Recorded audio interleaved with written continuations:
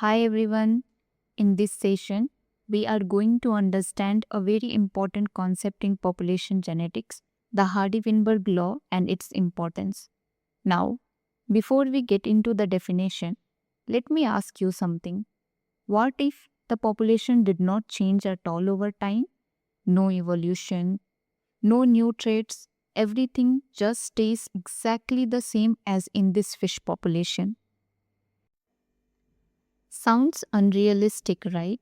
But this imaginary situation helps us understand how evolution works. And this is what the Hardy-Weinberg Law explains.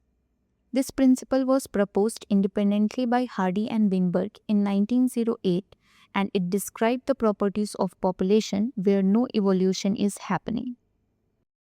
So, coming to the definition, it states that in a large population where mating is random and where no evolutionary forces like mutation, migration, or natural selection are acting, the gene and genotype frequencies remain constant from one generation to the next. When a population shows this kind of stability, we say that it is in Hardy-Weinberg equilibrium. This also establishes a very simple mathematical relationship between gene and genotype frequencies. Let's say we have two alleles, A1 and A2. If the frequency of A1 is P and A2 is Q, then the genotype frequencies are A1 equals P square, A1 equals 2PQ, and A2 equals Q square. So, with just P and Q, we can actually predict the genetic structure of the current as well as the next generation population.